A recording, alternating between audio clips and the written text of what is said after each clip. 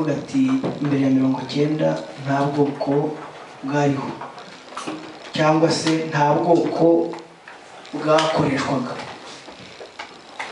Yewe ntabwo nabyemera nkuko iyo ni nk'imvugo ya Kagame iri Kigali avuga ngo nta muhutu nta mututsi abantu bose babaye abanyarwanda.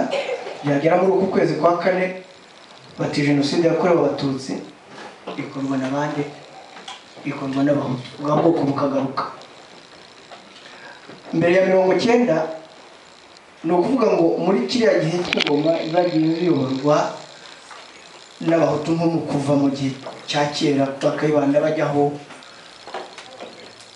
abatutsi biyumvaga nk'abantu badafite icyo bavuga bakemera kuyoboka gutinya gupfa.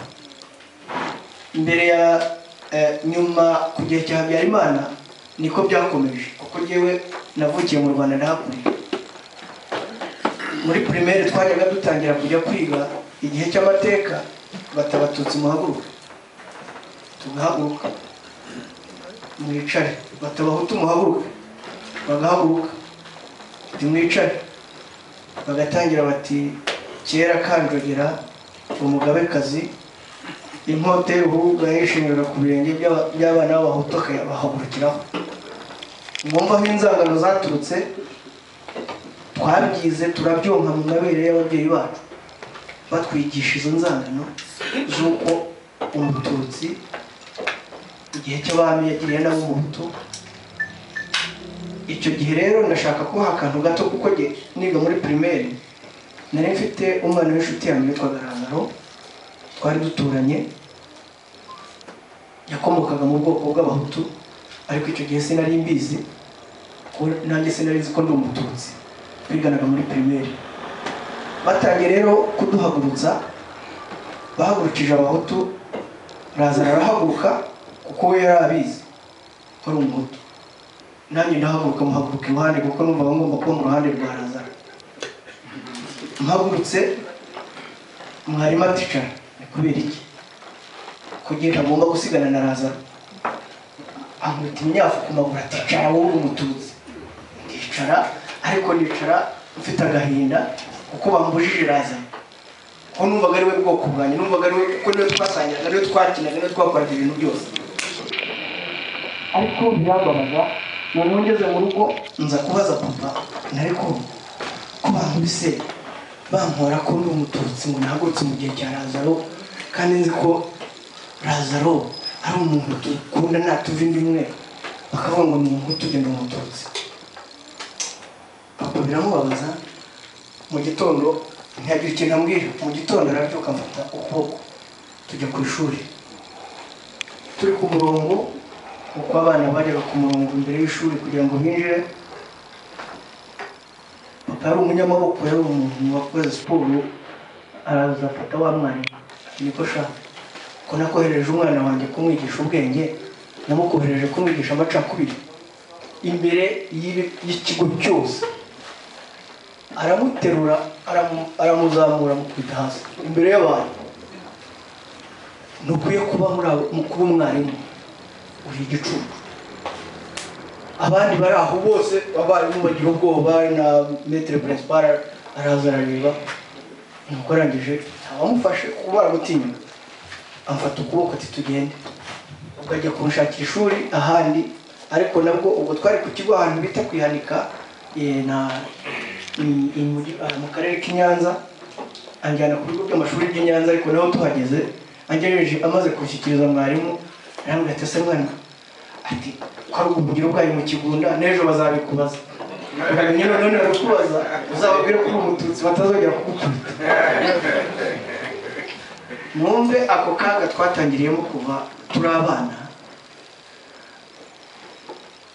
Imbere ya 90 ko abatutsi bataravugaga, n'ubwoba nk'ubwo ubu abahutu bafite mu Rwanda, nabo wamubajije tumuhutu aravuga tuya, kandi hano murabivuga. Ako ni akaga twagize ka leta mbi twagiye tubamo. Nibyo dushaka kureba uyu munsi. Kuba uri umuhutu si icyaha, kuba uri umututsi si icyaha, nta n'ubwo ugomba kubizira.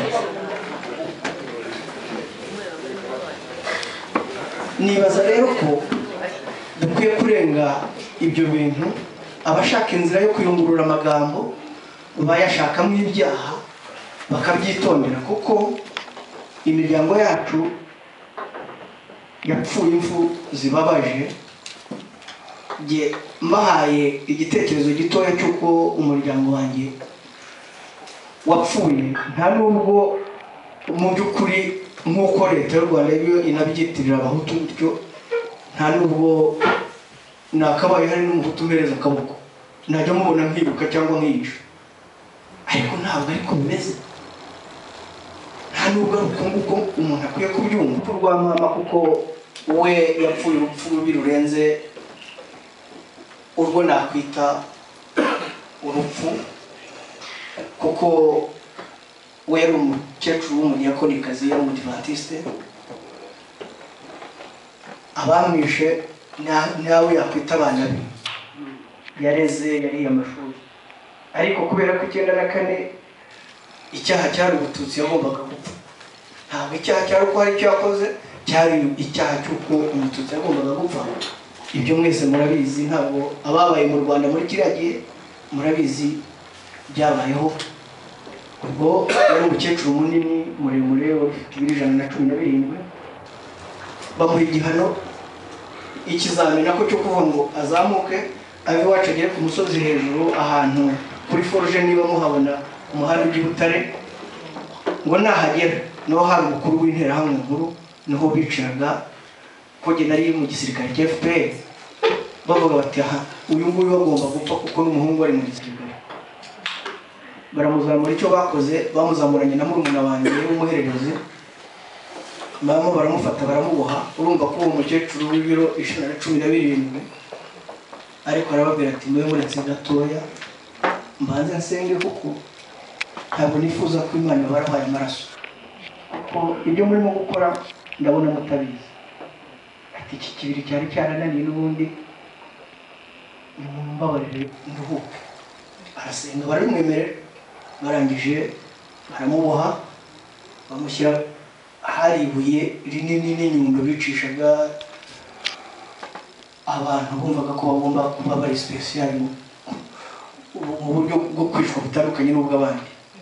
Bamushyiraho umutwe, barawukubita n'inyundo, umutwe urameneka. Bafata murumuna wanjye w'umuhererezi, bamuca umutwe bawurambika ku nda ya nyina mu muferege.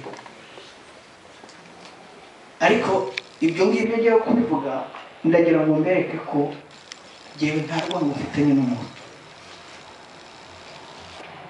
Ibyo leta ikoresha itubibamo inzangano zo kutwigizayo ni ukugira ngo ibi byose bizakomeze kuba muri twe imyaka, abana, abuzukuru tuzahore mu nzangano zo kwica. Niyo mpamvu mpagarara ku maguru yanjye nkavuga ngo ibyabaye ni bibi. Impfu z'abahutu zagiye uburyo bagiye bapfa narazibonye. Ndashima Imana ko ibiganza byanjye bitarimo amaraso yo kuvuga ngo hamwe umwana w'umutu naramutse ikiganza cyanjye nkamwica.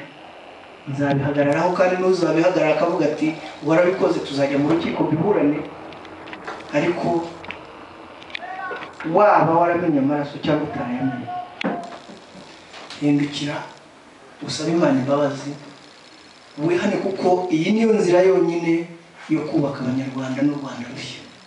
Niyo nzira yonyine yo kugira ngo dufatane mu mugongo, kuko abapfuye rw'agashinyaguro, kandi bapfuye bazira ubusa, bazira uko barimwe. Baba ari Abatutsi bapfuye muri Jenoside, baba ari Abahutu bapfuye mbere ya Jenoside cyangwa na nyuma yayo, bose bapfuye rw'agashinyaguro bazira uko Imana yabaremye. Muve muri izo nzangano, muhaguruke duharanire igihugu kizira bya bindi nababwiye kare bakoresha mu kwica iyo miryango. Ibi biteye ubwoba leta y'u Rwanda. Uyu munsi wabahahamuye, nimuhaguruke byo kurangirira aha, bibe irembo Abanyarwanda ducamo.